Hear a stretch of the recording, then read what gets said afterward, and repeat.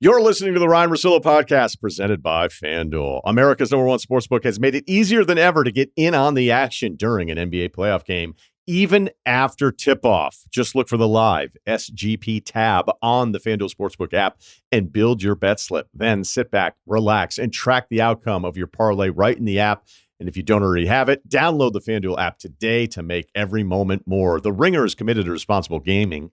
Please visit rg-help.com to learn more about the resources and helplines available and listen to the end of the episode for additional details. Must be 21 and older and present in select states. Gambling problem, call 1-800-GAMBLER or visit rg-help.com.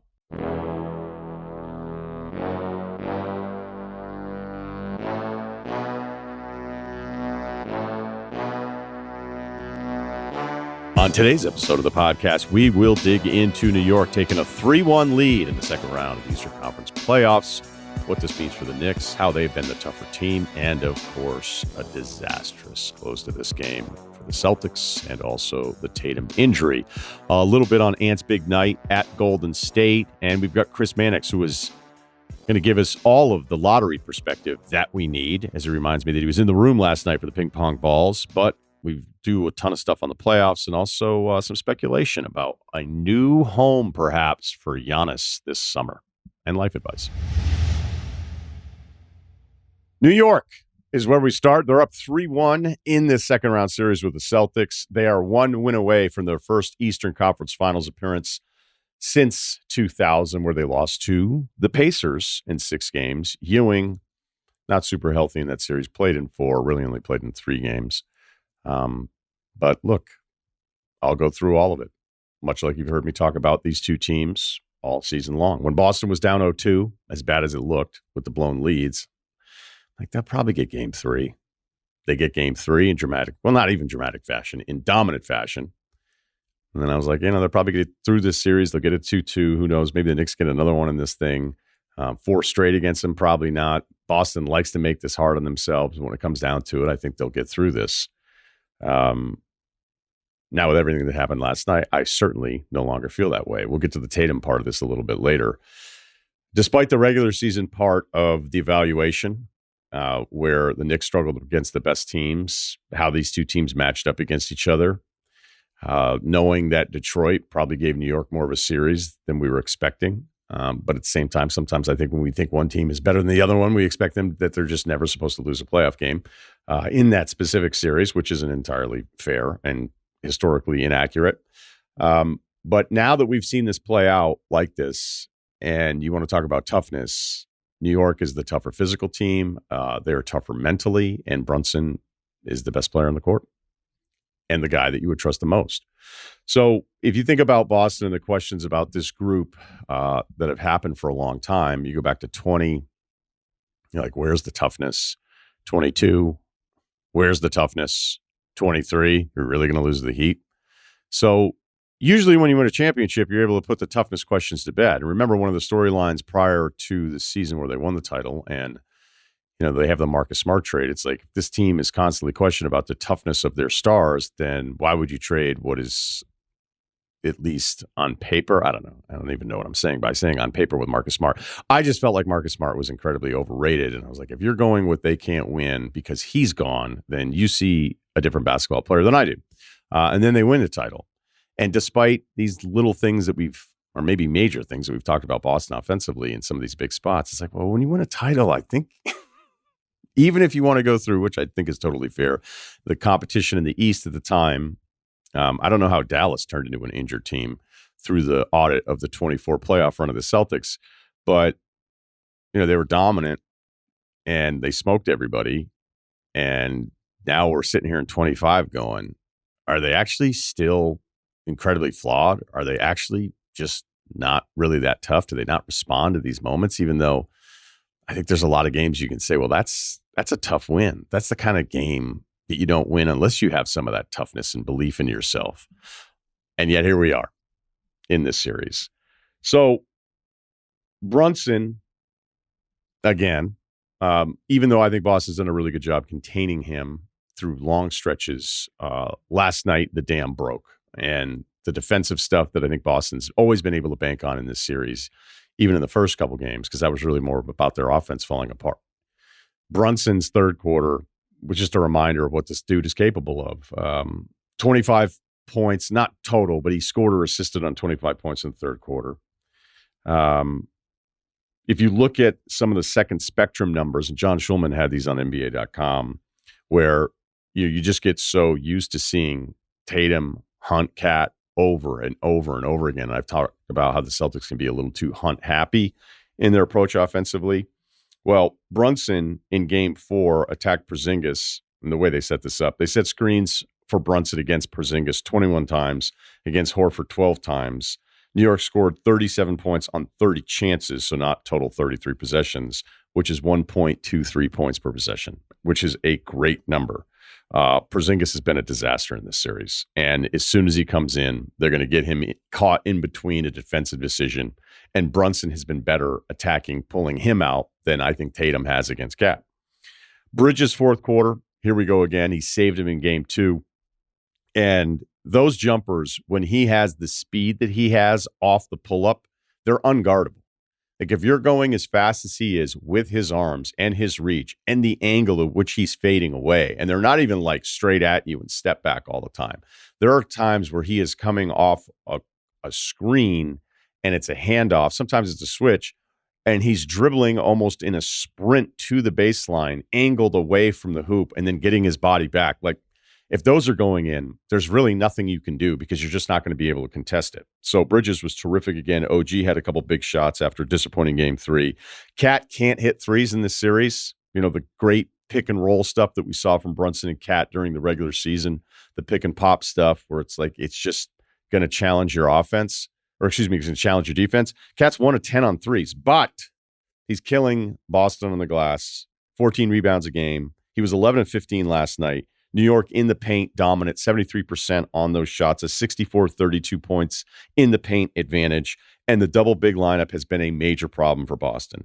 Porzingis, again, lost. I don't know that you can deem him unplayable. It's almost like they're trying to figure out if they can discover something from him, but those are during very valuable playoff minutes. Horford, it's going to be up and down at this stage of his career. I think you take the highs and appreciate what he does in game 3 with the effort, and then you wonder what it's going to look like coming back 48 hours later. And then Luke Cornett in 8 minutes last night had 0 rebounds. So, you know, New York was a team that was tough to get behind because of, well, I would say it this way. Before the playoffs started, you're like, hey, I think the Knicks can win the East. That was tough. I wasn't going to go there with it. I don't know how many people actually thought that it could possibly happen. And there was a lot of real stuff from the regular season that would prevent me from getting there. If you look at who they were against Boston, Cleveland, and OKC, they were 0-10. They lost by an average of almost 17 points in those 10 games. If you look at their record against teams that were 500 or better during the regular season, the Knicks were 15-23. That was worse than the top 7 teams in the West, and only Detroit had a worse record against 500 or better teams in the top 6 in the East. So, yeah, we can go through it and say Mitchell Robinson didn't play in a bunch of those games.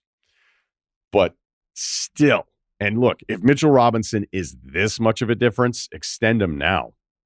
And he has been really good. He's been really good consistently. I mean, the game 3 numbers, I'm not sure what to do with those, but in the 3 wins, it's a real difference. And with him being in there with Cat, you know, Cat not hitting the threes and those two guys just beating up, like every rebound is a problem. Even when the Celtics defensive rebound, there's almost a delay of a couple touches and a couple tips where it's like just grinding on you. And a bit like that running the football stuff that we've talked about, where is Houston going to be able to wear down a Golden State? Didn't work out. Their offense isn't good enough. Does Minnesota absolutely wear down the Lakers in the fourth quarter because of their size and just all of the contested rebounds and all the physical shit that's just happening right around the rim over the course of a 48-minute game? The toll that you are paying playing against that when you are just not matching their size. Boston should, at least on paper, with their different big lineups, be able to have the kind of size, but it's not. It is a problem down there, again, for all these numbers that we can point to. So Boston's blown a 20-point lead, a 20-point lead, and a 14-point lead in the third quarters in these losses. I've talked about the hunting part of this. Boston had the defensive lapses. Bridges also hit great shots. They let Brunson get looser in that third quarter than I think they have at any longer stretch throughout this entire series. But this game started to fall apart. Once again, if you're a Celtics fan, you've seen it before. Hey, they're going to get the switch. Hey, they're going to take forever on the shot clock. and they're going to run this out. And I think there's a very common thing that happens with basketball players is when you're a little bit more tired, that three with a little space just feels a lot better than driving against all of the contact that you're going to face in a playoff game. Cat's done a better job holding up, and the help has been there. And you start cheating off of some guys later in the game, going, you know what? I'd still rather clog up Tatum here than make sure I'm getting a contest on Drew Holiday or Porzingis, who can't make a shot, Horford, who you're going to cheat off on, and, Derek White, who lights it up in the first half. You're not going to cheat off of him necessarily, but you understand the point. Like, hey, I still want to try to shut off Tatum. And once Tatum, gets shut off a few times, as great as he was, there was that settling stretch that Celtics fans are so familiar with. And there's just maddening threes. I mean, some of the shot selection, how terrible it was when they needed something, where it's like you're playing right into the defense's hands by bailing them out with some of these terrible shots. So let's get to Tatum because this part sucks. So the offense is falling apart. They get a timeout. They're going to run something very different to finally get a different look than just running something at the top and then taking forever and settling. So they have it with Tatum off the ball. He's on the right elbow. Jaylen Brown's going to come off the left elbow with a screen. They get it down to Tatum in that high post catch on the elbow. But again, they didn't want Tatum coming off a screen and doing what they had just done as they were falling apart here. And as Jaylen Brown tries to secure the ball, it gets knocked away. OG gets it, goes the other way. Dunk, 3 minutes left. It's 113-104, and Tatum is down. And he's down bad. Now, this is somebody, since he's been drafted in 2017, has played the most minutes in the NBA. He does not miss games. So whatever the Tatum arguments have been, one of the defaults with him is, okay, fine, he's not those other 3 or 4 guys, but this dude plays all the time. And now, by the taping of right now, we still don't have the definitive word on what the injury is, but he needed to be helped off. He couldn't put anything down on that leg. I'm not necessarily going to speculate, even though I think some of the speculation on it was a little weird, because usually if it's the Achilles, you can walk. But again, I'm kind of now doing the thing that I said that I wasn't going to do. So I'm going to stop myself right there. So look, you could sit there and say, hey, if Tatum stays in the game, they're still in it. 3 minutes, 9 points, not the end of the world. Weird stuff has happened. Have you been listening the last 12 minutes? Because I don't know. I don't know that there was anything offensively that Boston does when stuff gets tight that you necessarily feel really good about. It looks really good for like 3-something quarters, and then it doesn't. So I think much like the Lillard injury, where we allow ourselves to speculate on what this means, at least for Milwaukee's case, the speculation on Giannis that we're going to talk to Mannix about a little bit later here. We're going to do the same thing with Boston. Injury topics are always a little weird. I think in a way it's nice that everybody can be really sensitive to it and feel bad for Tatum and what this will mean if it's a major injury, what it'll mean for his career. I remember when Gordon Hayward went down with that broken ankle at the very start of the Celtics season, and I was at home, and I just thought, okay, I wonder what their offense is going to look like now with Hayward. And I'd sent a tweet out or something that was just like, okay, this will be interesting to see what the attack is. And I think Marcus Smart's probably going to try to fill that void. And it was like, you would have thought I tweeted something about a president. It's like, how dare you? And I was like thrown off, because all I was thinking about, like back to the days of doing TV for the Celtics, if you've gone into halftime, you're like, hey, what do you think the offense is going to look like without Hayward's injury? You would say, hey, this is what I think will or won't happen. It was weird. Like, somebody got so mad at me that I was so mad that I actually DM'd the person, which I literally almost never do. And I thought my thing was pretty straightforward. And then somebody had said to me, like, hey, that's very Skip Bayless-ish, which I didn't appreciate, because Skip's tweet when Hayward went down was, a weak East gets even easier for LeBron. And I was like, that fucking guy. I was like, yeah, I don't think those are the same. I don't think that they're the same. But we did it with Milwaukee. We're going to do it with Boston, because the Boston part of this is significant.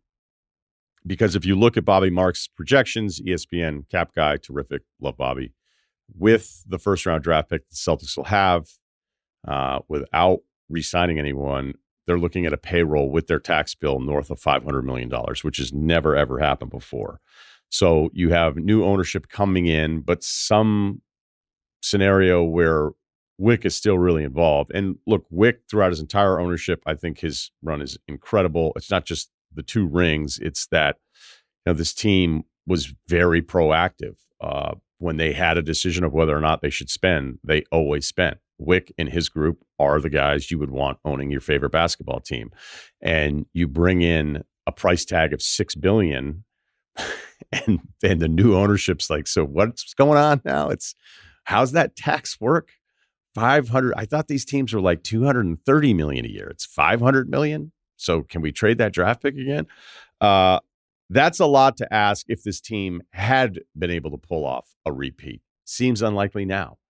If they didn't repeat or don't, is it easier to make some sort of move? If Tatum's not playing, if Jaylen Brown was the one player, because Jalen's owed $235 million more dollars on his contract. So if you were just running through the scenarios going like, okay, could you trade that contract out in a way where you feel like you're resetting yourself financially, but you're resetting the roster around Tatum, even if the last thing you would want to do as the new owner is like, the first thing we're doing is cutting costs. Because a lot of new owners, they may do something that's expensive they don't want to do to avoid the PR hit of like the first thing that you do. And again, I warn any fan base, new owner syndrome is real. It has gone on for decades. Usually in that first 12 to 18 months, the new ownership group does something that'll end up being one of the dumbest things they do on their entire ownership resume. Dallas Mavericks, nice reminder. Although, we'll get to the lottery a little bit later.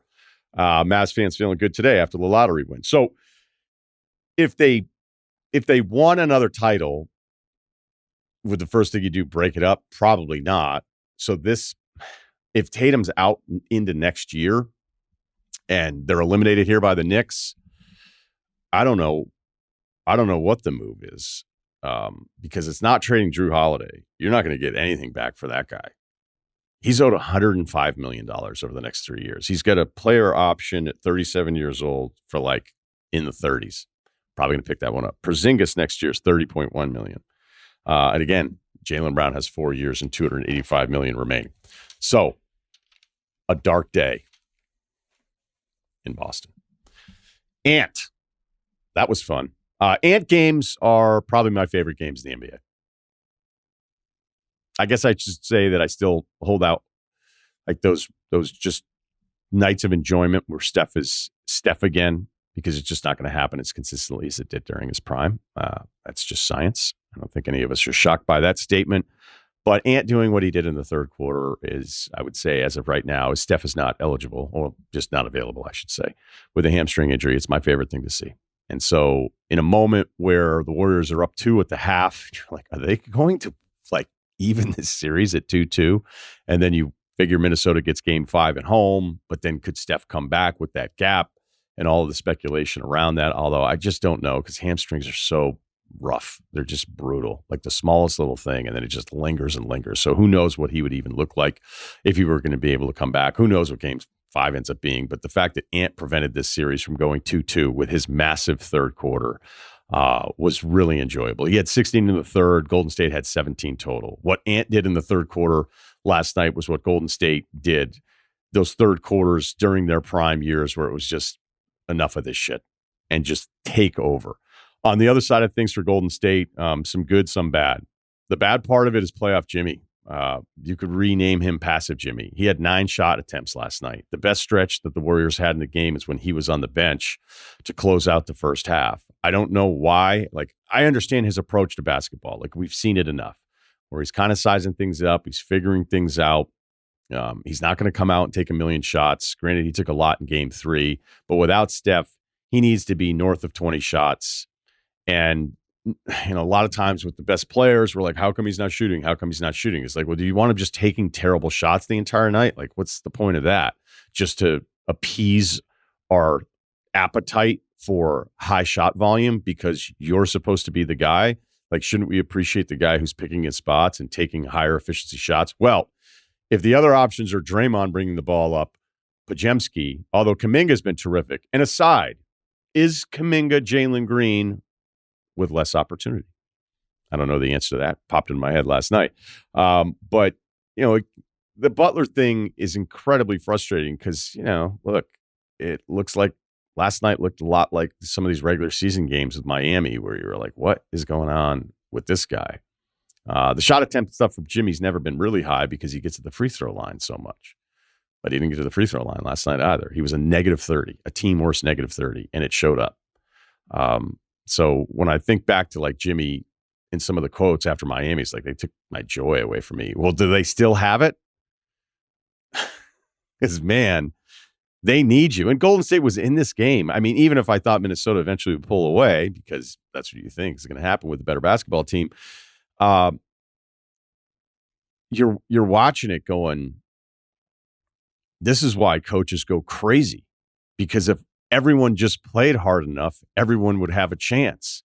This zone thing that we're seeing constantly throughout the playoffs, I start to wonder, is the zone becoming this equalizer where if you're the lesser talented team, which is something I think everybody kind of grew up with, it's like, hey, we stink. We're not as good as those guys.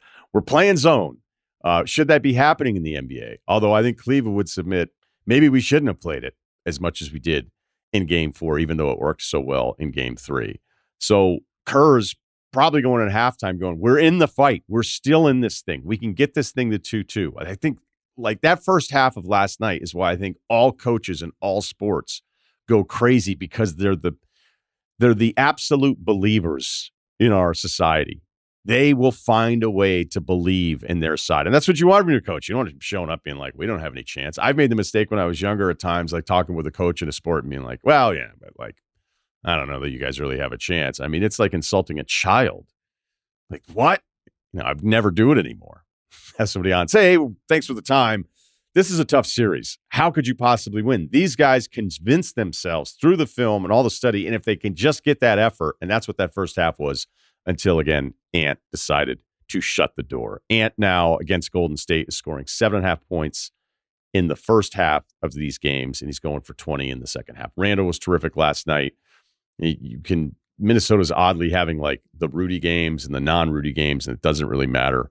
But they take a 3-1 lead in this series, and it probably is the way the series should look, despite some of the moments where you're like, why is Minnesota still screwing around with this team and being down in both of the last 2 games at Golden State? Final thought, I don't believe the lottery is fixed.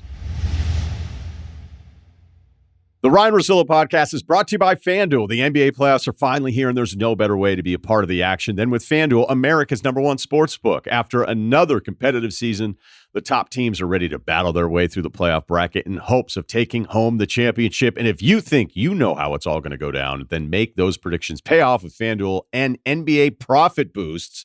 Simply make your bet, activate your boost, and go for even bigger winnings. Taking a look at the board. How about the Celtics being a 4.5-point favorite in Game 5 at home against the Knicks? When the model is the model, they just cannot quit those teams. And I'm not suggesting that I understand this better than the people that are putting these numbers out there. For the record, again, I do not. Although I still hate myself for not betting the under in Game 4 in Denver after watching what those guys did less than 48 hours later, or earlier, I should say. In Game 3. So let's take a look at Denver at Oklahoma City. I do feel like that closing moment of Game 4 for Oklahoma City could be the defining moment of this Thunder season and their postseason. That's how it felt to me. Feels a bit dramatic. So dramatic that I want to lay the 10 points at home against Denver. 10's a lot. I don't want to do that. But money line is -480, so I don't want to do that. So is there a way I can find a way to bet on Oklahoma City, not have to lay the 10, not have to lay 480 to win 100? Can I figure out something that I think is likely to happen where I can get that number down, maybe even get on the plus side of things? So let's take a look. So Oklahoma City money line, Jamal Murray to score 15 or more points, Aaron Gordon to score 15 or more points. The reason being there is even though I'm going with the other side that I'm picking against, it feels like Murray and Gordon have to score, where if I'm trying to figure out secondary scores with Oklahoma City, it can be real hit or miss, depending on who you're picking. You could go, hey, this guy could go for 20. You also could have 4.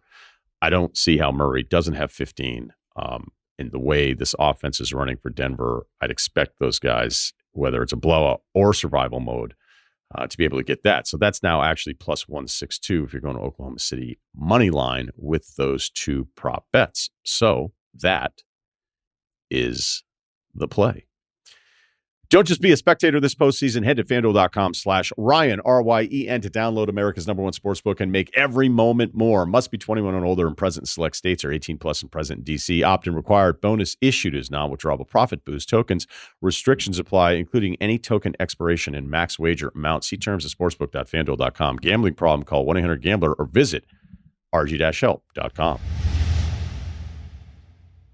Good to catch up with Chris Mannix, SI.com, in Chicago for the Combine. So we'll have some lottery stuff that we'll get to on the back end. But we start in New York, as I did with the pod today, where you have a Knicks team that has just shown their toughness in a way that even if I loved watching them last year in that Sixers series. We know who Brunson is, but as I'd mentioned in the open, there's all this regular season stuff where it's like, I don't really think they're going to actually end up beating Boston. They're up 3-1, and then we have the Tatum injury. So before we get to the Tatum stuff and kind of Boston's big questions on the horizon here, what was your expectation in this series?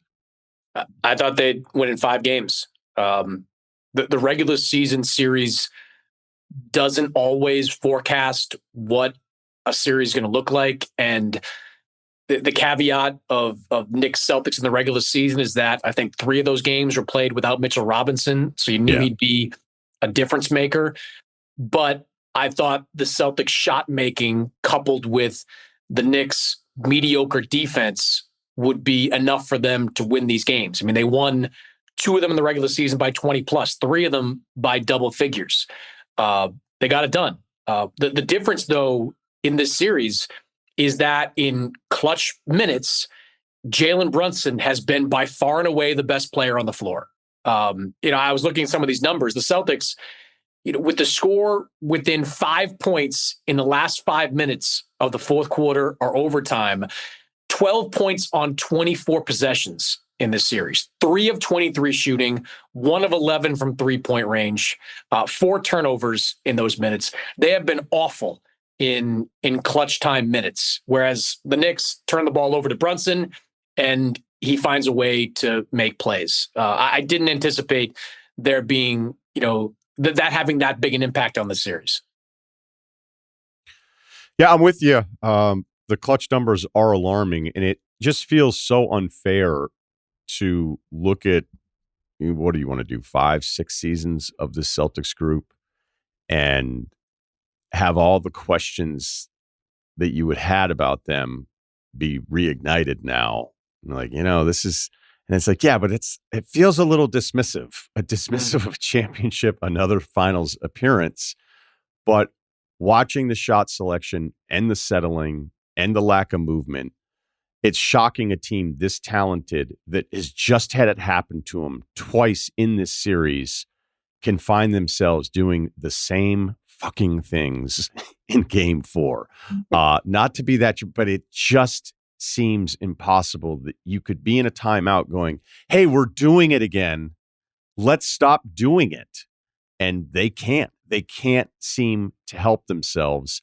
And it starts to just, again, I'm not saying, wow, what does 24 mean? Because a ring is a ring and it's so freaking hard to do this. But I'm just blown away that this group would fall into this trap. Yeah, and this group, like you look at Denver from a couple of years ago, like they kept their core together, but they did lose some pieces on the fringes, the Bruce Browns, the Jeff Greens, that in part explains why they weren't able to repeat. The Celtics brought basically everybody back. Like they've had the injury to Sam Hauser in the series. I need to know more about this Porzingis illness. It's wild. It's one of the wilder stories, I think, of this whole postseason.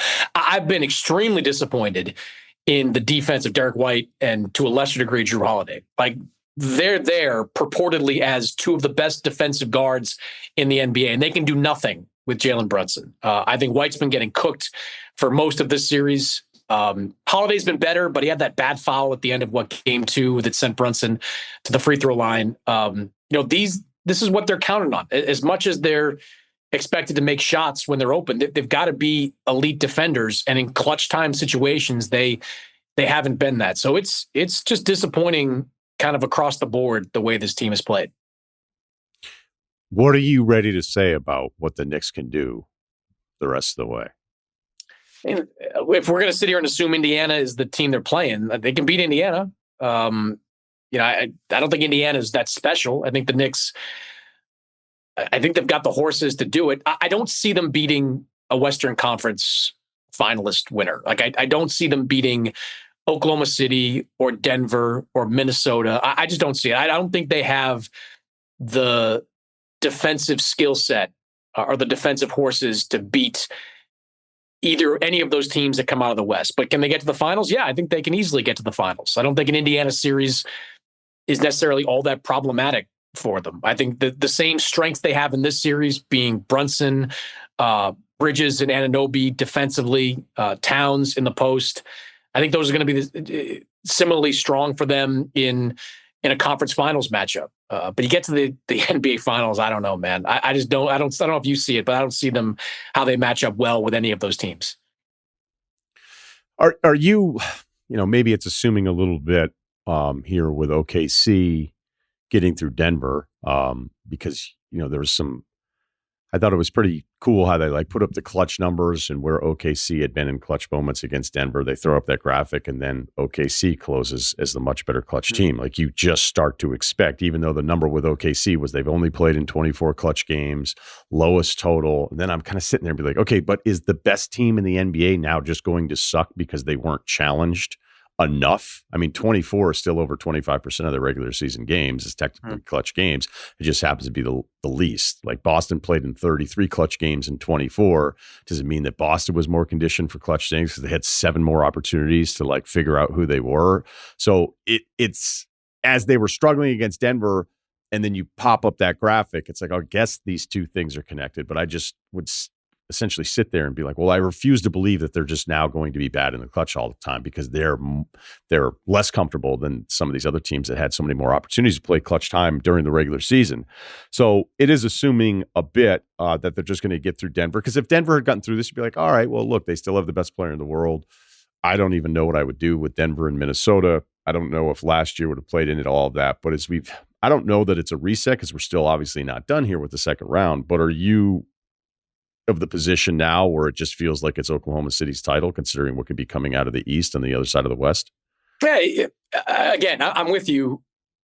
This is going to be a tough finish for Oklahoma City. I think that they're going to have to do it in 7 games. I don't think they can close out Denver in Denver. But if they get that far, I just think their defensive versatility is going to be a problem for the Knicks. It's going to be a problem for the Pacers. I mean, you would have thought that Boston, with its defensive wings, could have slowed Brunson down more than they have. But I look at what Oklahoma City can throw out there. Like, you can just send big, strong, long bodies at Brunson all game long. I mean, whether it's Shea, Dort, Alex Caruso, Kaysen. I mean, they can just send waves at you, physical guys. And Oklahoma City, they're not the biggest team in the league, but I'd argue they're the most physical team in the league. Like 1 through 5, they are extremely physical. They'll bump and grind you and try to take advantage that way. I just think that's a tough matchup for the Knicks and the Pacers if they get to the finals. So I'm just waiting to see what. I think there's more to come with this Nugget series. I just think Denver. I think a Game 7 in Oklahoma City is going to be tight. It's going to be really tight, and I think we're going to see what Oklahoma City is made of in a game like that. Yeah, I think that's the right way to look at it, because I feel like even by asking that question, I'm being dismissive of a lot of different stuff. But the reality is, if Oklahoma City gets through this, and then Cleveland and Boston are both gone, there's nothing to feel but much better about your chances, considering who was remaining in the field.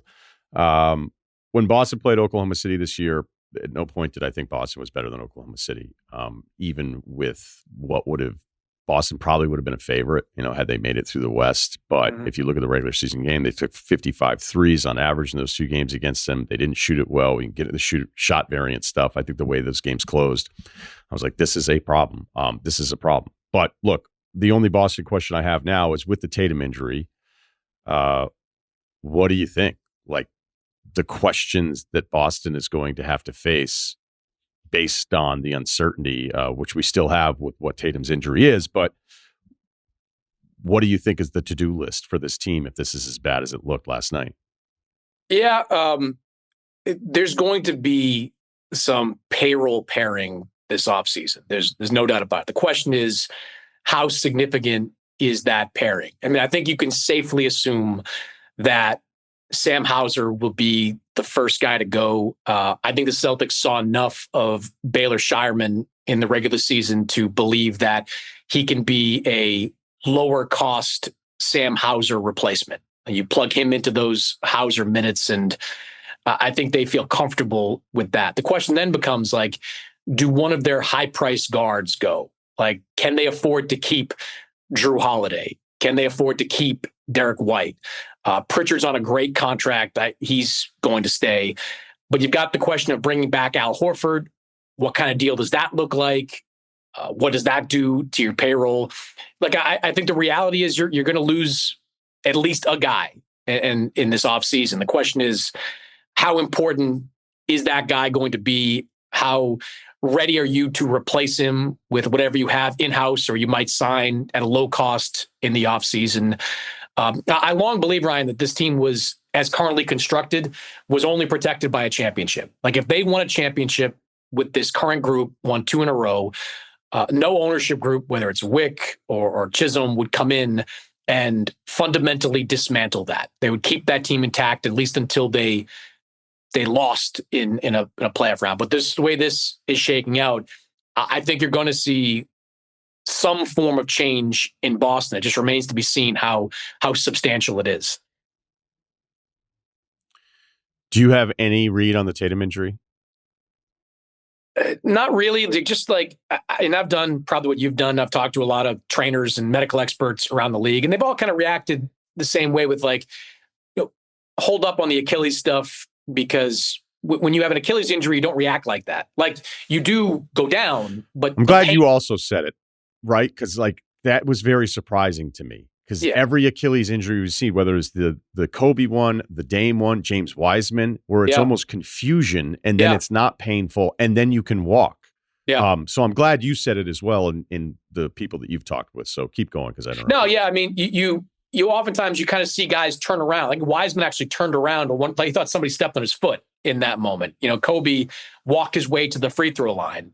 Even Durant, same thing. Kind of there's a resignation to the guy that has this, because they know what happened, but it's not the kind of excruciating pain that Tatum looked like he was in that moment. Even when he was being wheeled off, like you could see there was still pain there. There was still a lot going on with that ankle. I think he's obviously done for the series. I think there's no doubt about that. But I think best case scenario for Boston is it's some kind of ligament tear that doesn't require the recovery time of an Achilles. I mean, an Achilles injury, even in today's modern NBA, where guys recover from things a lot quicker, that is still almost always a year recovery time. And if you come back a little bit earlier than that, you're not the same guy. It takes you 6 months to get back to being close to the player that you once were. So I think even the Celtics, the hope is that it's some kind of ligament tear of some sorts that maybe requires surgery, but only has a 6-month recovery time as opposed to a 12-month recovery time. Some serious semantics work here with this Giannis story, where the headline yesterday, and it set off a lot of buzz around the league, as I'm sure you're well aware, especially being in Chicago, of just as soon as I land yesterday, you get the text. It's like, hey, I think, what do you think? All this different stuff. And it's like, okay, well, my position was always that if Giannis was happy, that was probably going to be good enough for me if I were Horst. It's been like, look, we have one of the stars of the league. He's terrific. The options around us are very limited, but going back into next year with this kind of player who's this special, and if we win 48, 50 games, like who knows? And there's a lot of teams that I do think, like, even look at the Knicks going, okay, fine, we're not going to be the 1 or 2 seed, but like, let's just get in. Home court doesn't even seem to matter anymore in this modern version of the playoffs. Like a very, I don't want to even call it passive, but whenever Bill and I have these discussions of like, what do you think of this? Like, I think Cleveland just probably runs it back and says Garland was hurt because they were so good in the regular season. And I always feel like the default setting for most of these GMs is just kind of run it back. This, however, feels a little different because Giannis's approach to say, I just wonder if there's some hinting there that really tells you that he's good with moving on. And if you're the Bucks, then it might be the move to just go like, let's do it now. Because then if it gets nasty after another year, then the market for him is likely more limited. So I know you've talked to some people on it. So speculate away and tell us where you're at on this story. I mean, like Giannis is telegraphing that he has no interest in being Dirk Nowitzki. Like he doesn't want to be the guy decomposing on the end of the Bucks bench when they're a mediocre team. Like he has said it in podcasts. He said it on his brother's podcast recently. Like he wants to win another championship. And even the most optimistic outlook of the Bucks next year does not have them coming within a stone's throw of a championship. They are, in my opinion, without Dame, because I think he's gone, injury-wise, they're a 500 team. Because you're talking about replacing Dame with much lesser talent. Maybe you can go out there, use some of their newly found financial flexibility and get a guy like a campaign type to fill into that role. But you're still, under the best of circumstances, where Giannis plays like an MVP again, a 500 team and a first-round exit. And then with one less year on his contract, your options, as you said, with Giannis are a lot more limited.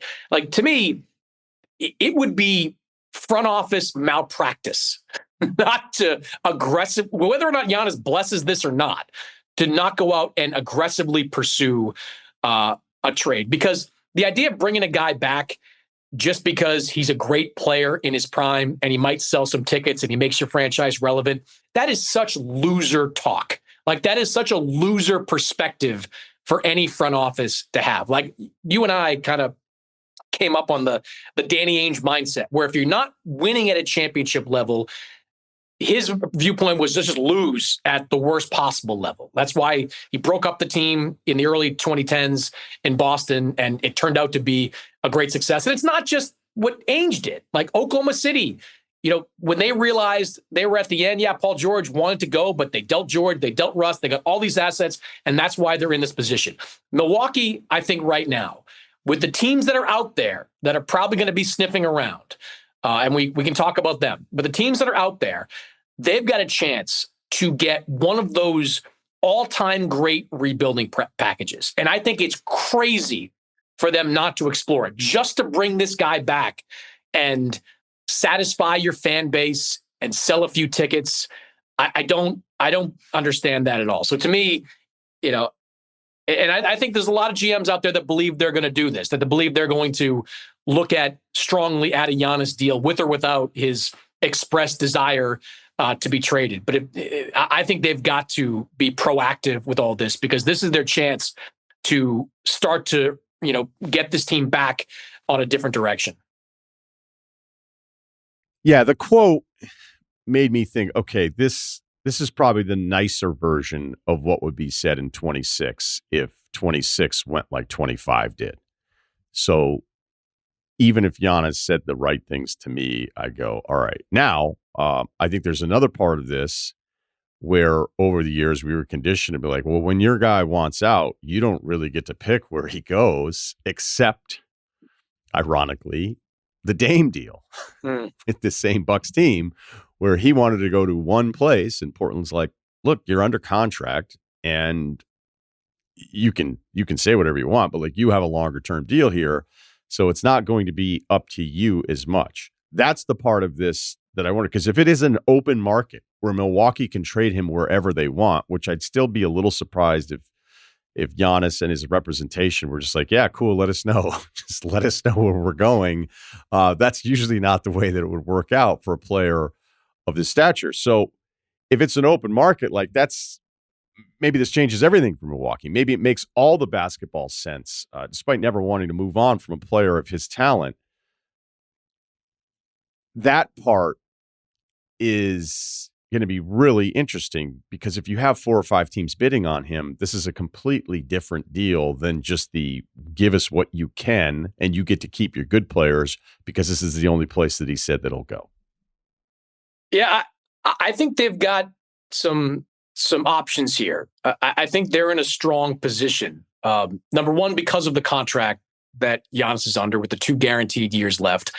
And number two, I don't think that Giannis would protest too many deals. Like, I don't think that Giannis would try to steer his way to a specific location because of lifestyle or any non-basketball reasons. Every readout I've had on Giannis is that he wants to put himself in the best position to win. And the teams that we can talk about that have the assets to acquire him, if they acquired him, they would immediately be in a great position to win. The question then becomes, like, what are those teams and what would they have to give up? Now, I've done kind of a 180 on some of these teams in the last 48 hours as I've talked to people in Chicago. Like I came in to this Giannis, and I've been thinking about Giannis deals since they got knocked out because I never believed he was going to come back given the Dame injury. But you think about Oklahoma City,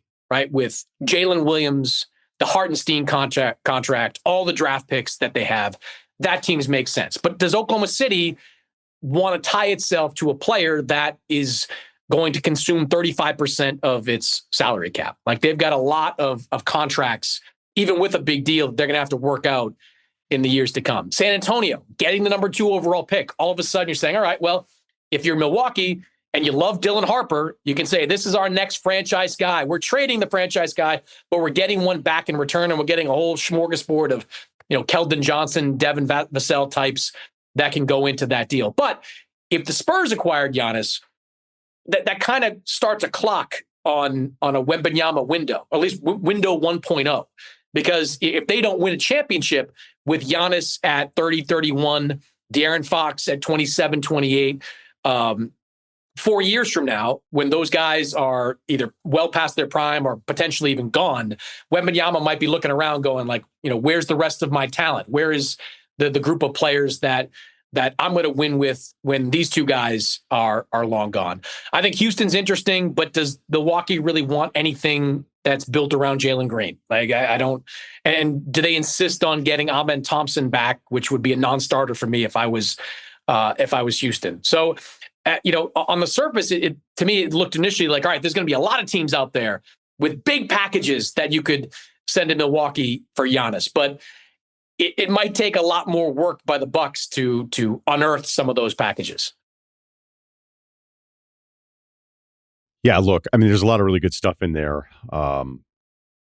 And the price is, I mean, if Giannis is letting Milwaukee dictate between 3 to 5 different teams here, then the pricing of this is entirely different because so many of the other superstars that were traded, it's like you're going to lose the trade, the talent trade, other than the SGA and the picks for Paul George. But the norm is, hey, we're going to kind of throw like 2, maybe a 3rd pick in there. And granted, look, I know there's other deals like Gobert and Bridges, which with the swaps ends up being more picks.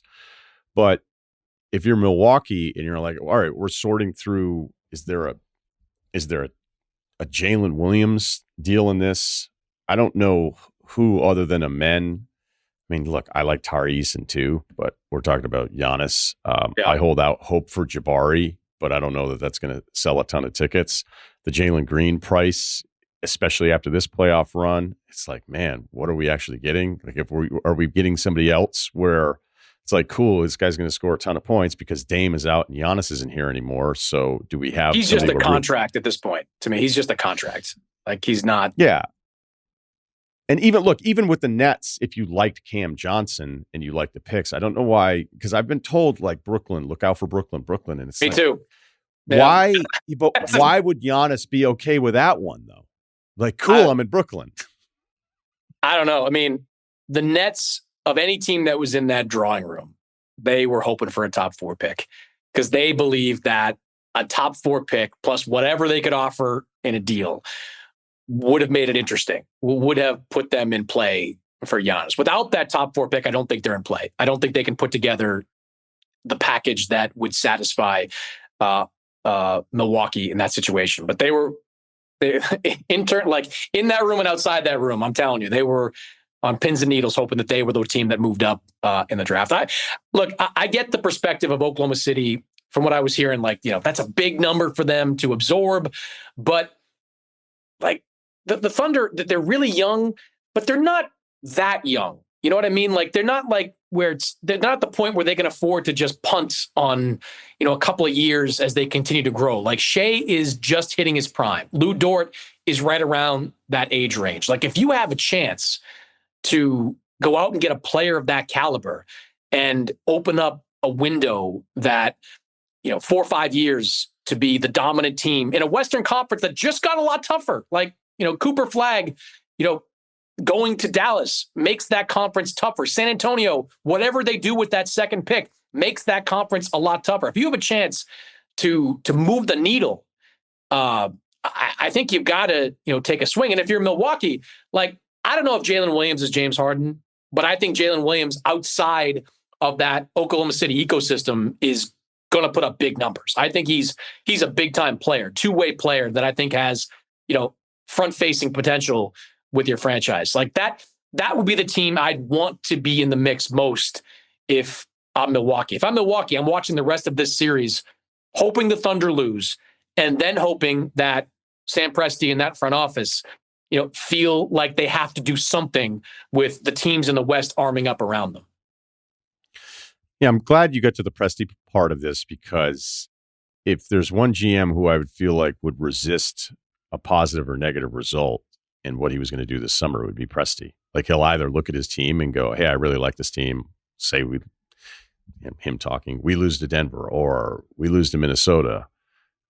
If I really like this team and I like Chet and I like my double big situation and Giannis has a bit of an injury history and maybe does that screw up the SGA spacing? I'm just trying to figure out the stuff that they've been talking about. Just because I lost when I wasn't supposed to, I'm not then going to trade away all these assets. But then he'd be criticized oh, this guy's so patient and he's stockpiling all these picks and whatever, you just lost in the second round, or if they were to lose in the Western Conference Finals.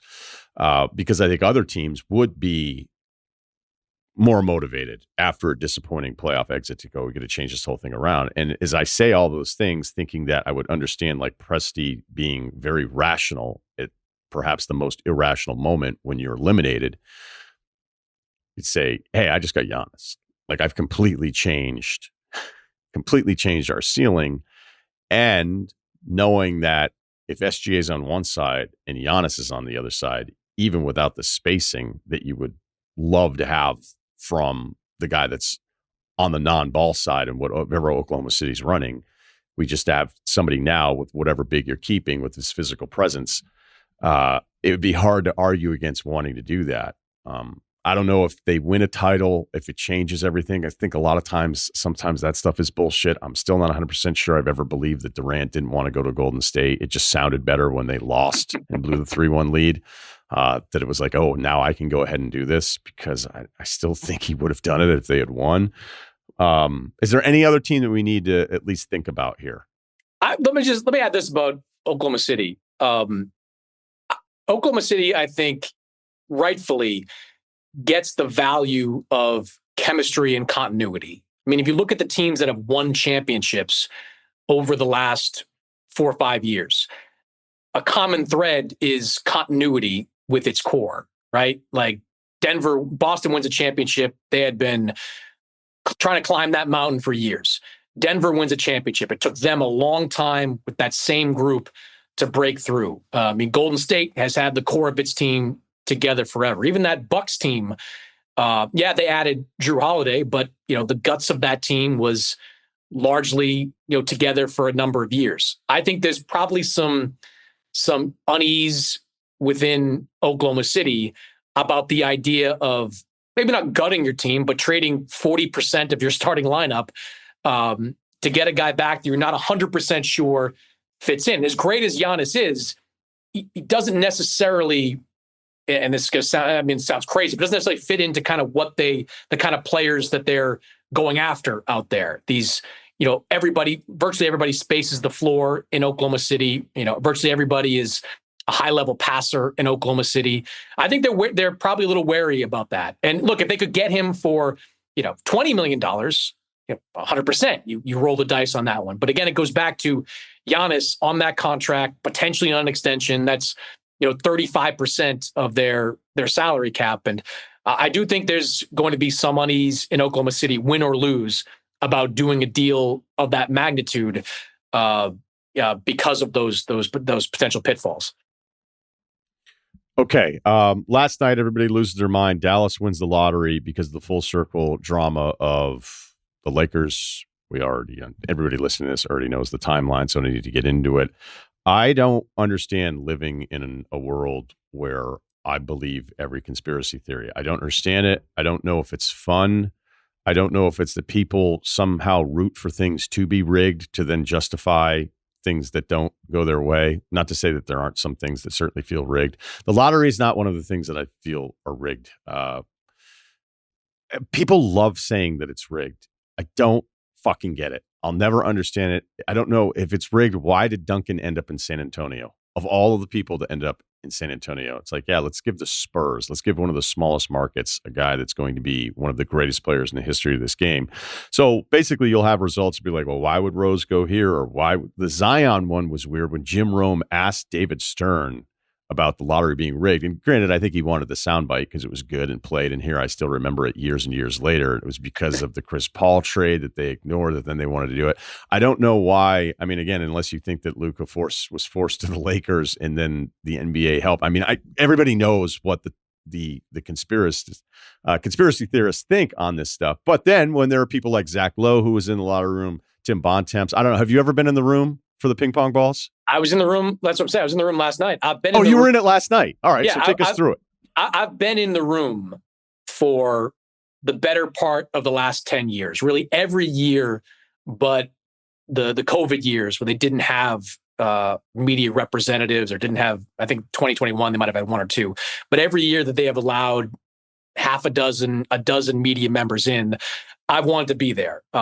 In part because it's just different, right? Like there's something that the cameras are not rolling on in that moment. So as a writer, you want to be able to show something that people generally can't see, in part because I do like being stuck in a room for an hour and a half with a bunch of executives that have no choice but to sit there and talk to me. Like, you can approach everyone in that room and they've got nothing better to do. They can't play with their phones. They can't, text. They can't talk to anybody on the phone. Like this, you're just stuck there until the televised version of the lottery goes through. To echo what you said, it is impossible to rig the NBA draft lottery. There are 14 ping pong balls placed inside what is basically an oversized water jug with air blowing through it to spin it around. And they are four of them are selected every 10 seconds. Now, the NBA goes to such great pains to ensure that there is no appearance of impropriety. The guy that is telling the ping pong ball selector when to draw from the bucket, he has his back turned to the whole proceeding. Like he is standing there with his back to the drawing and has a stopwatch in his hand. And every 10 seconds, he will raise his hand, and that's when a ball is drawn. It would take a Houdini-esque act to be able to rig the NBA draft lottery. Now, that being said, if I was, going a little bit off here, but if I was going to make any changes to the draft lottery, I would probably increase the odds of the team with the worst record of getting that winning combination. Like 14% is where those bottom three teams, those are their odds of getting the four ball combination. That's not a very high number, right? Like we're all, sort of in shock that the Mavericks with the 1.8% chance of laying the top pick got it. And believe me, it was shocking in that room, but a 14% chance isn't a great number either. I know why the NBA does it. They want to do everything they can to curb tanking, to stop the race to the bottom. But I think we've seen over these last couple of years, it doesn't really change that. For these bottom feeding teams, they're still going to try to lose out and get some of those best odds. If you're going to help these teams rebuild, help these teams get back on top, I would probably bump those odds back up once again. It used to be 25%. Maybe I'd bump it to 20% for the team or two teams with the worst record. But to circle back, that there is no way of rigging the draft lottery. It is as there's nothing suspect about what the lottery is. We agree on that. And as far as flattening it out at the top, I feel for Silver in the NBA on this one, because no one can make up their minds on this. Because when you had it at a 25% odd of winning this thing, Minnesota had the worst record, Philly had the worst record, Nets had the worst record, Phoenix had the worst record. So that's 15 through 18. They all had a 25% chance of winning the lottery. They win the lottery. And then it's like, well, no, let's actually flatten this out a little bit more, because now we're encouraging tanking in this race to have the worst record. So that all made sense between the play-in game and changing the odds. Tanking, which is a huge problem. It's a huge problem for business. It's a dirty word. Teams won't even say it when they're doing it. And when they're actually doing it, the lineups, they have to pretend that they're not. And then you get other teams bitching about other teams that are tanking, where it's like, you're doing it too, but you're mad that they're tanking because their injury report, everybody knows. Everyone is guilty here at the table. Everybody understands what's happening. And I don't blame the teams for doing it, because, again, the whole point is, especially if you're a team that has no cap space or no one wants your cap space, or you can't pull off any trades, this is the only way that you can fix yourself, unless you're the Miami Heat and three guys get together to decide to go down there. So we had something that kind of worked, but it still emphasized tanking. It de-emphasizes tanking, and now everybody's mad because teams that shouldn't be getting these top picks are getting these picks. I mean, when it came down to Dallas, San Antonio, the Sixers, and Charlotte, this doesn't happen a lot. I was rooting for Charlotte. I don't know that I can say out loud. There's a lot of times over the years where I'm like, yeah, this is me rooting for the Hornets organization.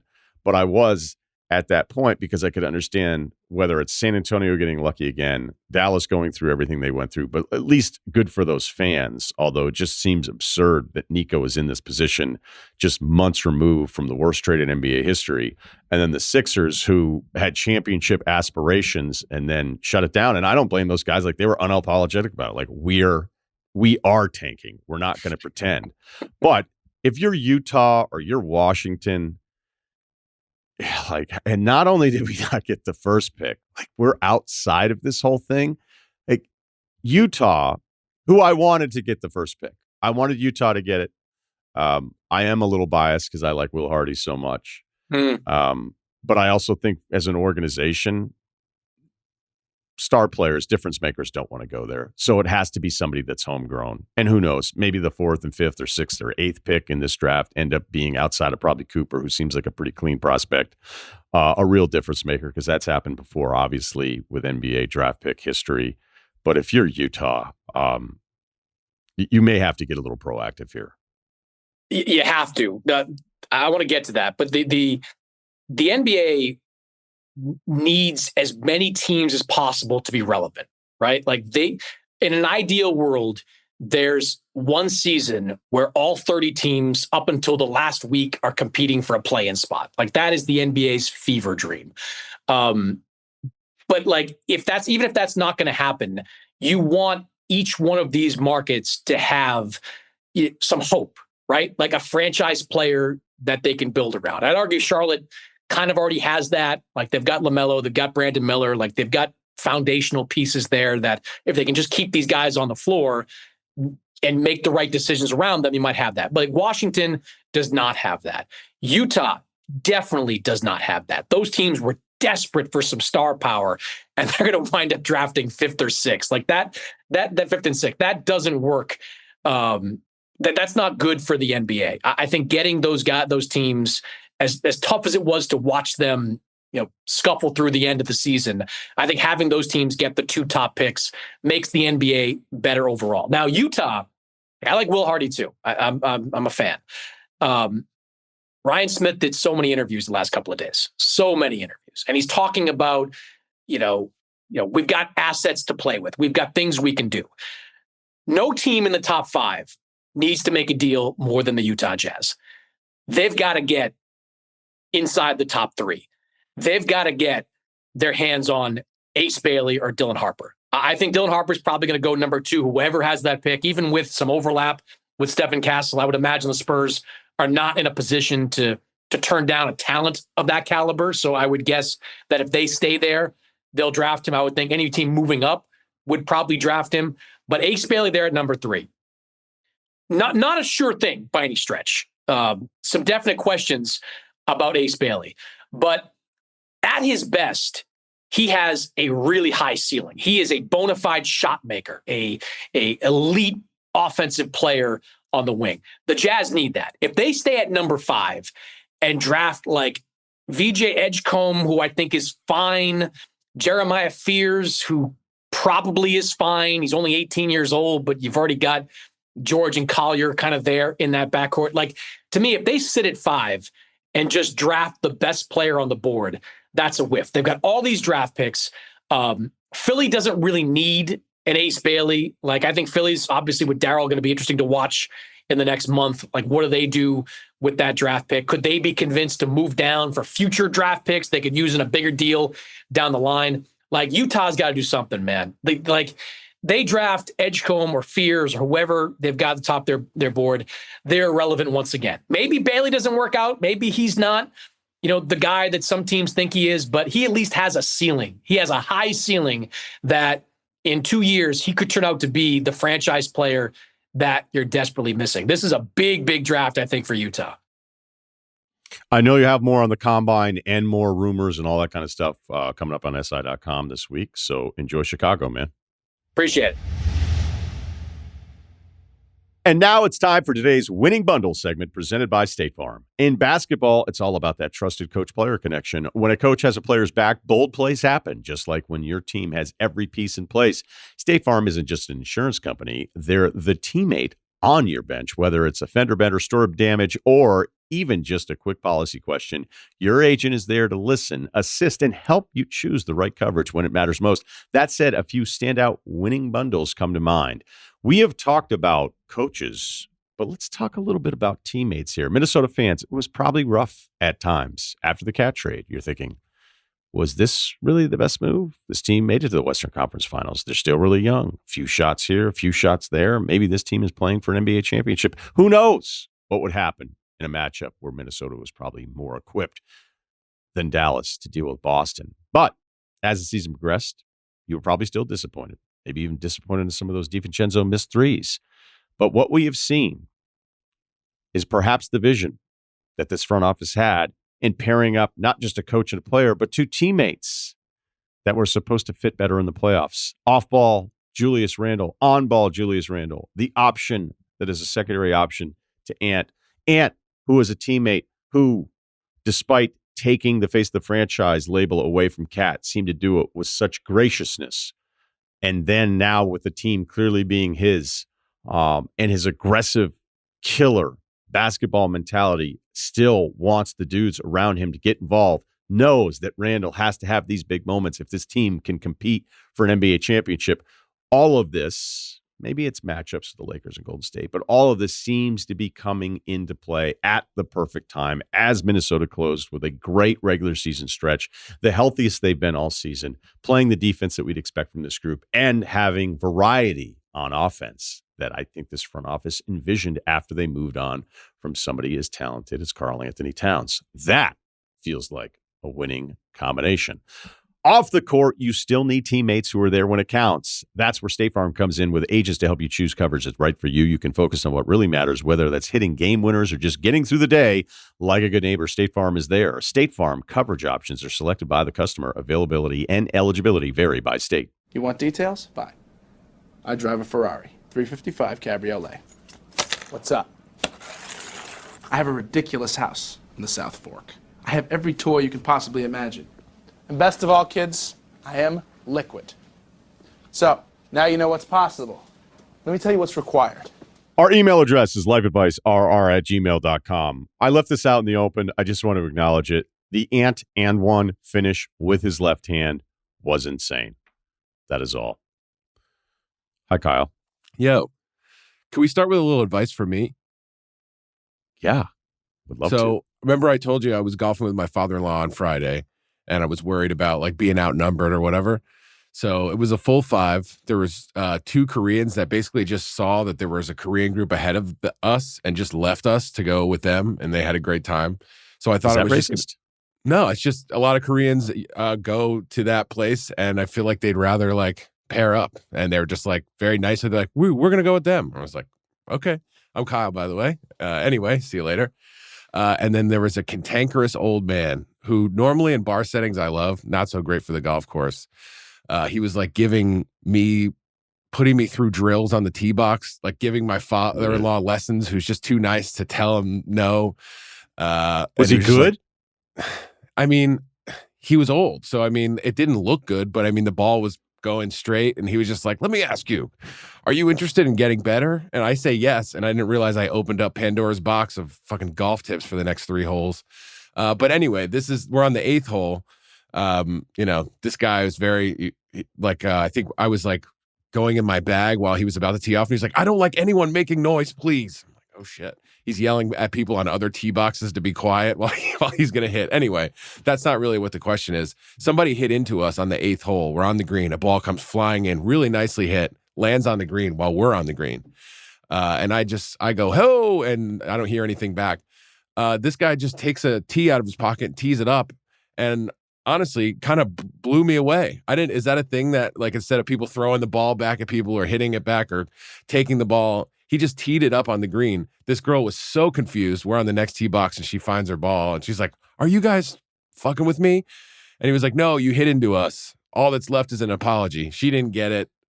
He was still being cantankerous, but I never saw that move where if somebody hits into you, you can just tee it up. That way it kind of gets in their head a little bit.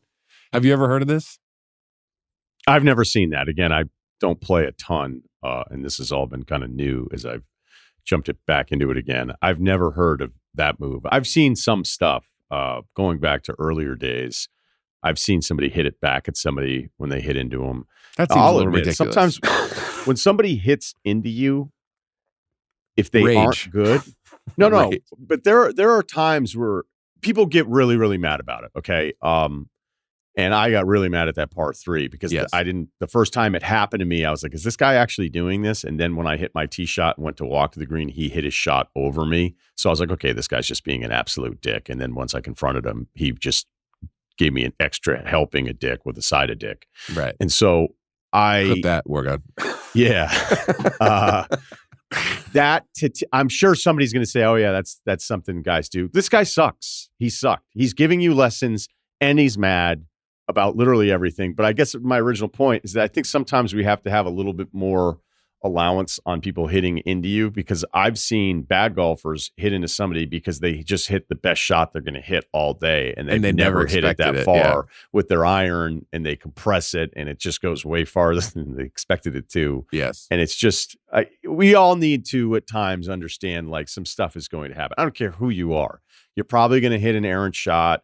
You're going to hit it over. I mean, look, it's a little different when you're slicing it and hitting somebody else's approach while they're in the opposite fairway. Right. And you just feel like an asshole because you've hit a terrible shot. But I mean, there's a lot of times where I think, even though I don't play that often, you'll notice it feels like somebody's hitting up on you and then they're waving, almost apologize if you're hitting this great shot because they didn't expect it to happen. Sure, they could be a little, the hardcore golfer is going to tell us that none of this stuff should ever really happen. But it sounds like you played with an insane person. So I did, but I kind of like the tee it up move. It's like, you don't have to yell. You don't have to throw the ball back. I even Googled it to see if this happens. A couple people had mentioned it, but a lot of dudes are like, oh, well, I would have just chucked it in the drink, or I would have taken out my Sharpie and wrote "screw you" on it or something. But I like the tee it up. It leaves people a little confused, and then you're kind of like, oh no, did I hit into them? I don't know. I might use it in the future, unless it's like a grave offense. I just kind of like it. The guy kind of redeemed himself after a day of sucking. I was like, wow, you really made me think about that one, Harvey. I'm glad you looked it up. I mean, because look, no one is more prepared to tell you what you should have done than the person that wasn't there. Yeah, right.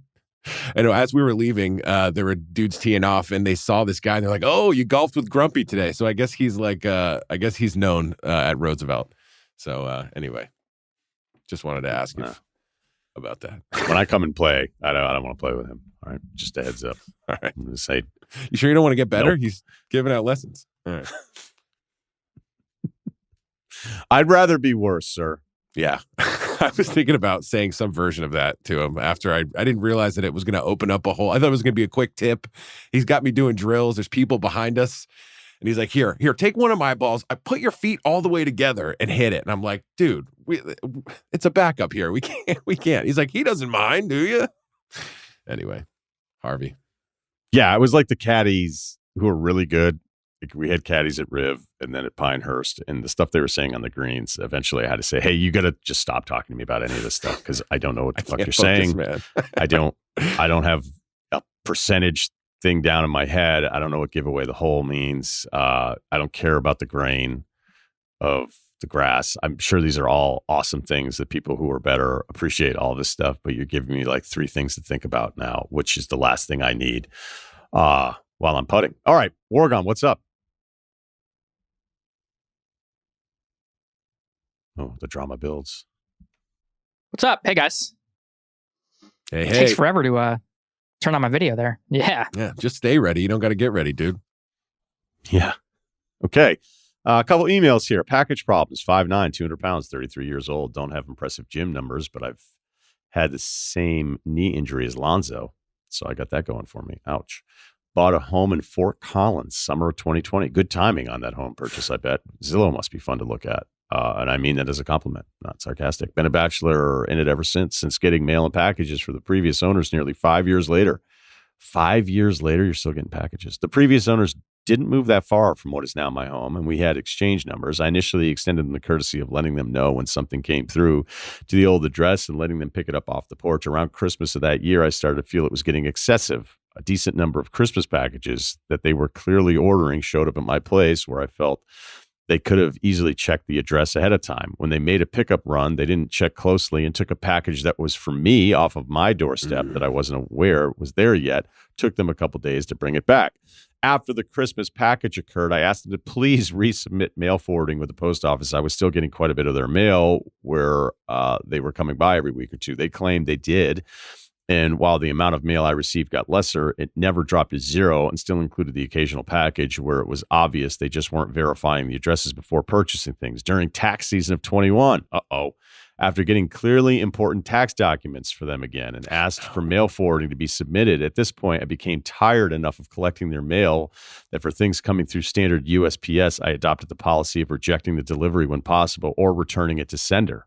That sounds like a pain in the ass, too. This is so messy. However, yeah, there's still the occasional package that would show up at my address, and these can be harder to deal with as they are usually just left on my porch. Often I do not know which shipping company delivered a package, so the tactic of refusing the delivery is not usually an option. Do you think I'm off base for being frustrated by this and thinking it excessive? Quick answer, no. It's 5 years, dude. Yeah. What do you all recommend I do when these packages show up on my porch? Stop being petty and reach back out to the folks I bought the house from, or reach out to the vendor and ask how I can return these packages. Reaching out to the vendors feels like a bit of a chore, and I don't really want to take on. As the chore of collecting the previous owner's shipments has gotten to me as well. Is there an alternative option I'm missing here? I got to be honest with you. For like the small thing that absolutely sucks, this kind of nails it.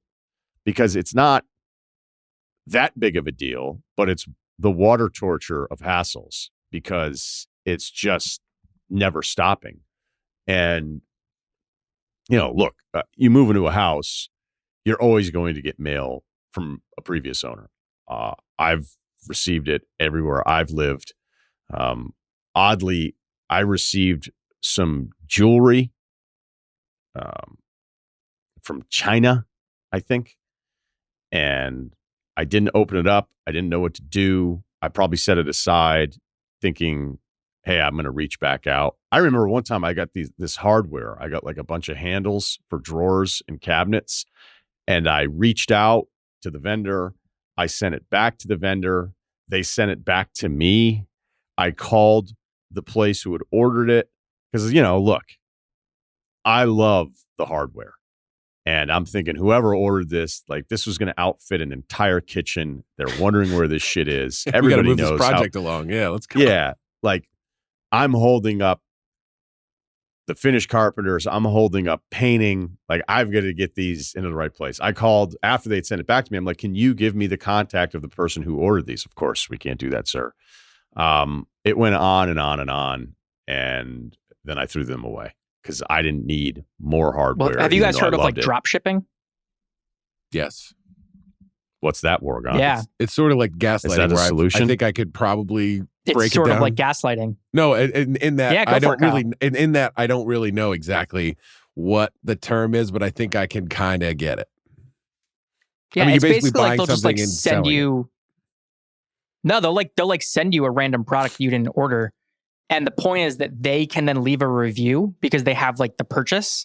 So you're getting a free item. They're giving themselves a random like 5-star review, and I guess it like helps their Amazon account or something. But I've gotten a couple packages, and it's like I didn't order this. No one's owning up to buying it for me, and there's just nothing you can do about it.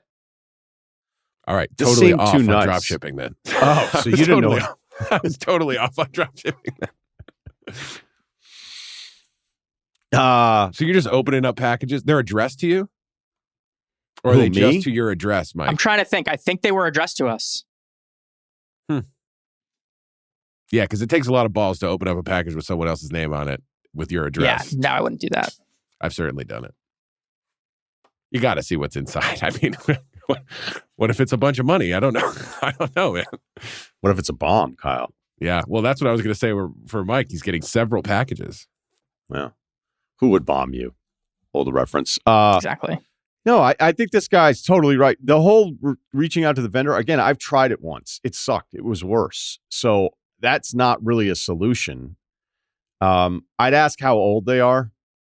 I think that would be how I would handle this. If they're really old and they keep forgetting to click on, you're ordering something for Amazon, and every now and then I'll send my dad a new book. And then the next time I may go to Amazon, then right before I'm about to check out, I'm like, oh, wait, I've got to go back to my original address. Now, you'd like to think that most people can figure this out. Like, this isn't new now, ordering stuff online. But there is an age, if they're north of this age, I would tell you, all right, as far as the traditional mail, you can throw it away. It sounds like that has been sorted somewhat since the 21 tax thing. But if they're old, I think you're just... They're not going to learn a lesson at this Yeah, point, dude. they're on your route, and you want to start throwing their stuff away? Like that would... we've got some people listening right now to be like, keep all of it, throw it all away. These people need to be taught a lesson. Yeah, south of a certain number, maybe that is the move. Just start opening up your shit. Girlfriend comes over, you're like, you have a lot of food prep containers. Sure do. You can't beat the cost, And they New come by, and crock you're pot. gonna It's a crock pot and an air fryer. look them right in the eye and be like, did you get those chair pads for our hardwood floors? Because These are great pulls by you. yeah, chair socks. No, I didn't.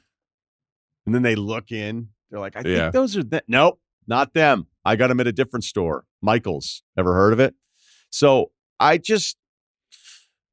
feel for you here, but ultimately you're going to have to decide. I'm not going to suggest you throw away someone else's items, but that's going to be for you to decide. If you're going to throw them away, if you're going to keep them, if they need to be taught some kind of lesson here, because 5 years later, for you to be you're like a customs port for their imports. Yes. You didn't sign up for that. Yeah, maybe you just have the rule with yourself. You don't have to tell them, be like, listen, I'm instituting a quarterly clean out or something. It's like every 2 months, if there's anything I'm going to put it in the garage. And then on the 15th of the second month, I'm throwing it all away. It's going to Goodwill, whatever. You don't have to tell them that if you don't feel like having an uncomfortable conversation, but I think you need to have some sort of boundaries within yourself that you don't feel like you're getting taken advantage of or whatever. So, I think it'd be best for you to have some sort of rule where you're just like, well, that's the rule. They missed the cutoff, and I finally got rid of this thing, and I wasn't hanging on to it forever. Just to make you feel like you've got some sort of stability here instead of just waiting for whatever the next time they click through that Amazon cart without checking. It happens. My wife sent Bill 10-pound bag of birdseed the other day, or I guess it was 2 weeks ago. And I was just like, I'm not going to go over there and get it. I think you just have to eat that cost.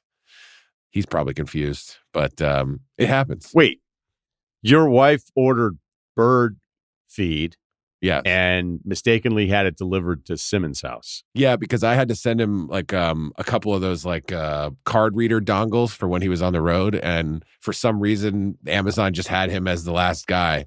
And she's like, where's this? It said the birdseed got delivered. And I was like, oh, fuck. He sent it to my boss's house.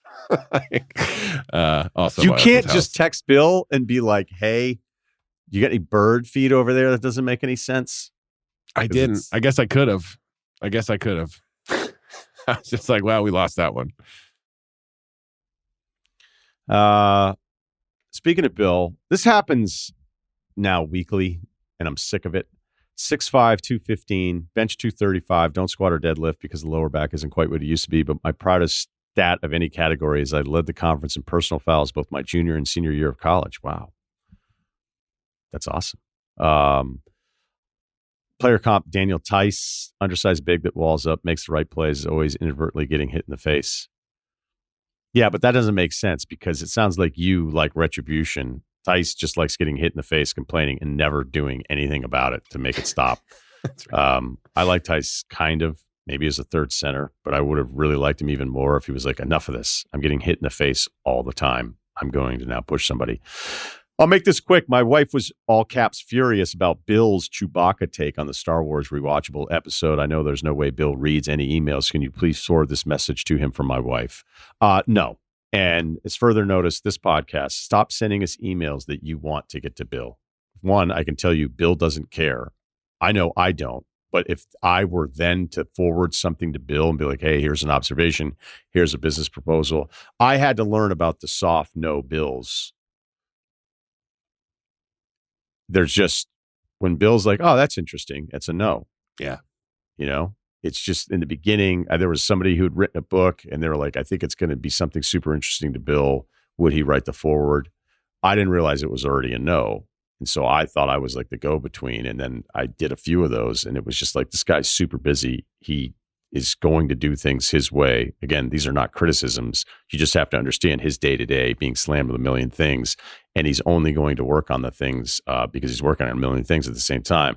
So to further extend this little protocol we have here, we're just getting a lot of emails to be like, can you send this to Bill? Can you send this to Bill? We're not going to tell Bill about what your wife thinks about his Chewbacca take from the Star Wars rewatchable pod because he doesn't care. Yeah, think about it for 1 second. Yeah. Thanks for the email. Think about what you're asking. The emails that start with, can you forward this to Bill? I forwarded 0 of those ever. Not even like a funny one? Like it's so ridiculous? Let me just put it this way. I have never shared anything with him off of the request. Right. There's probably something where it was somebody who knew something, or it was like, hey, did you ever, I forget who, I'll keep this vague, but there was somebody that worked in a front office that no longer works in a front office. And it told us, hey, I'm never working in a front office, but I have stories for days. And he started sharing some of the stories with me. And he was, I don't even know if I reached back out to him. I may have, I may not have. But it was like, if this guy comes on and is a guest on the pod and shares these stories, it's going to be a big deal. But it also felt like, even though, you know, again, I don't know that I'm holding myself to some sort of journalistic standard every single day as just a podcast host, it probably would be incredibly unfair to the person that he was going to be criticizing. So if that guy still listens to the pod, he knows exactly who I'm talking about. And I think I shared some of those anecdotes with Bill because they were incredible. And as entertaining as they were, we may have even talked this out on the pod a little bit about like somebody wants to come on, but, you know, whatever. And it was also like, hey, I'm never doing this again. All right. One more email. Let's go with the shower here. I like this one. Just going to make sure I find it because right now, I can't seem to find it. All right. delay on the pod. It'd be nice if we had some. We just edit in some elevator music, something you'd hear at TJ Maxx. That a lot. Can you do that from like the music that we're allowed to play? Yeah, we got a whole it. library, dude. We'll find something. Yeah, I'd love that. Okay, here we go. We found it. Two guys. Oh, one shower. Two bios here. What are we talking about? 6'2", 180, 155 bench, but trying to get that number up. Player comp, Warriors Iguodala, point forward who pushes the ball, delivers crisp passes while giving you some high effort defense and streaky shooting. 6 foot 200, no gym stats. Eddie Curry, big man with handle and touch, but lacking stamina. All right, here's the email. I'm a single guy, mid-20s, living in a major Northeast city with two of my closest childhood friends. I'll cut straight to the chase. My roommate, we'll call him Jake, is on vacation in Ireland for the next week or so. Is it acceptable to use his shower while he's gone? To set the scene, our apartment is a 3-bed, 3-bath, 2-floor complex. Wait, so you guys got 3 beds and 3 bathrooms? All right, 2-floor complex. And while it's great that everyone gets their own bathroom, not each facility is built the same. My other roommate and I's bathroom are your standard run-of-the-mill curtain bathtub setups. One could say they're a bit cramped. However, Jake's bathroom on his own floor is larger. It comes with a glass shower doors, marble counters, and a modern architectural feel, which is a departure from the rest of the bathrooms. In short, it's objectively the best bathroom. I've honestly been tempted to try it when he's out of the house, but fear of his coming home and catching me in the act has always prevented me from discovering this great unknown. After consulting with my other roommate, I know he feels the same. So our question is, would it be weird to use Jake's shower while he's across the pond? He'll probably never find out or even care if someone did, but we need a ruling. Is it an invasion of personal space to use another man's shower? Is it completely unacceptable? Are we overthinking this? Love the pod. I'd like to get a ruling before he gets back to the States. I'm trying it once. You've showered at Jake's? I'm going to try it once. I'm saying I would. I'd be respectful. If you pee in your own shower, I certainly wouldn't pee in Jake's shower. But if you were a guy that would, if you're one of those guys, I know they're out there. Sometimes the timing's off, and you really got no choice. But I'm just saying, I would take extra respect in this shower. But I certainly would try the shower.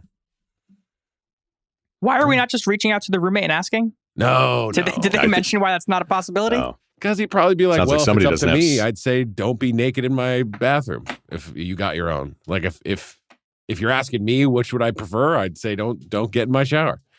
But you wouldn't tell a friend that though. You'd be like, yeah, sure, whatever. If we all lived in the same 3 awesome condo, it sounds like let's make it happen. Yeah, with ensuite bathrooms, and somebody was like, hey, I just want to see what you got. I don't know. Where does it end? I want to see if your toilet feels different than mine does. I don't know. Where does it end? So if I was that guy, I might be like, no, I think it's weird. So I wouldn't ask, but he's that far away, dude. It's not like he's at the gym. You're trying to grab a shower. Like he's away. Do it. Be respectful. I'd say get in that shower. It depends on what Jake's deal is. Because the thing is, if he doesn't care, then you are overthinking it. The thing is, though, is if he does really care, it might be even more rewarding. It's like having sex in public, where you're just going, I know I shouldn't be doing this, but God, do I feel fresh and so clean. There's something that I have similar as far as my living resume. The last year we were in college, lived in this massive house, and the bedroom thing was never going to be even.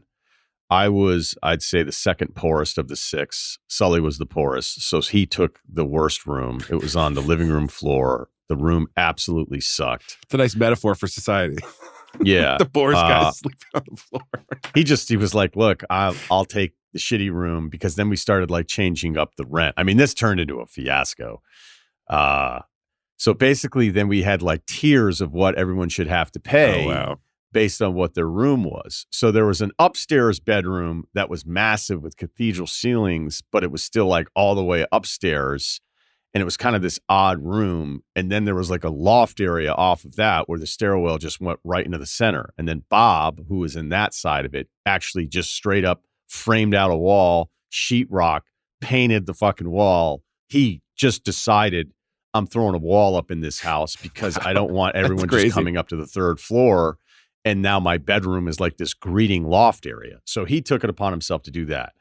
I had, because I think I was never going to get the best room because I didn't have the money, and no one would want me to have the best room. But they also wouldn't want to have me have the worst room because they were like, then we're going to have to deal with Russillo having the worst room. So we have to just kind of keep him.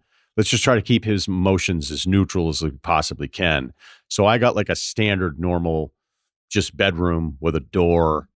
And there was 3 rooms on that floor that were all actual like traditional bedrooms. Okay. So did Bob's wall raise his property value? Did he have to pay more rent when he put the wall up and closed it off? Did you guys? No, we have to adjust this now. We have to get it appraised. It's like making an addition and raising property taxes. You actually have the best room now. Well, I haven't gotten to the clincher of it all is because there was 2 normal bedrooms. Me and another guy were in those. And then you had this weird cathedral, like sort of awesome, huge room. But then it was like also you had to go through Bob's room that now was a real room because he had the wall, and Chris's room sucked. And no one ever went to Chris. Like it was a room that was incapable of hosting anyone. I at least had like a couch and a fridge and like a bit of a setup. And then I kind of tore out my closet to put the entertainment center into the closet. And so then there was the master bedroom. And the master bedroom was insane. It was arguably the nicest bedroom any student at UVM could possibly have. Wow. I'm talking of anyone that was there that was living off campus. I don't know that anybody could have had a better bedroom than what was the master, because the guy who built the house for himself, then ultimately was like, I don't want to live in this house anymore. It had a entire living room inside of the bedroom. It had this massive bathroom with a jacuzzi bathtub in there, and then also a little like deck, a balcony area that looked out over the lake. And it was also like these bay windows that also looked down at the lake. I mean, it was nuts. It was nuts that this bedroom existed, or was even a chance for it to be there for somebody. So the guy that probably would be visited the least got that bedroom.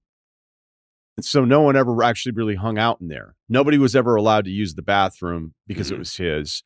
And then there was this entire rent controversy, because then like a few months in, after we decided like, hey, if the median price is $300, then you should be at $350. And since Chris's room absolutely sucks, it should be like $250.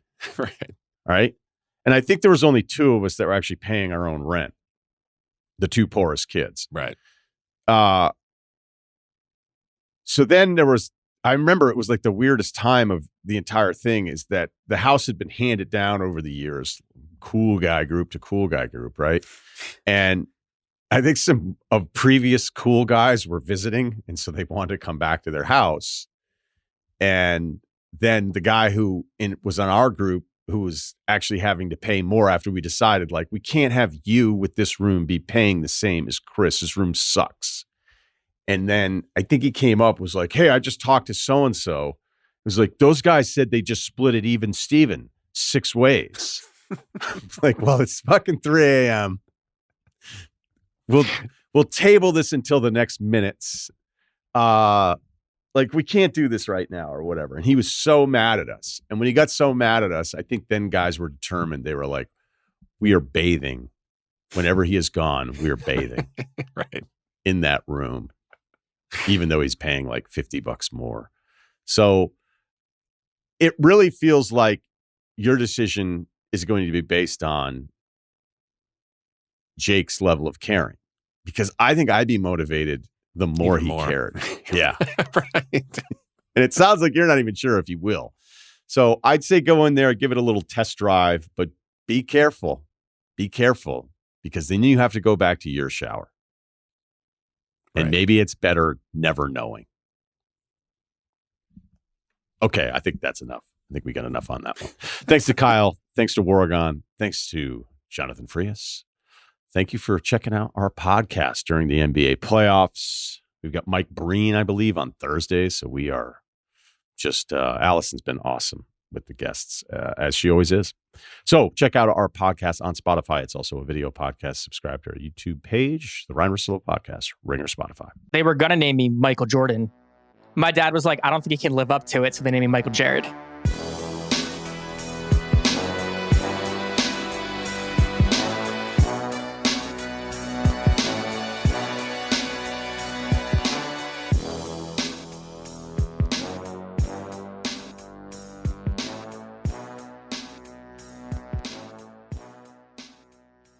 Must be 21 and older and present in select states. For Kansas, in affiliation with Kansas Star Casino, or 18 plus and present in D.C. Gambling problem, call 1-800-GAMBLER or visit rg-help.com. Call 888-789-7777 or visit ccpg.org/chat in Connecticut, or visit mdgamblinghelp.org in Maryland. Hope is here. Visit gamblinghelplinema.org or call 800-327-5050 for 24/7 support in Massachusetts, or call 1-877-8-HOPE-NY or text HOPE-NY in New York.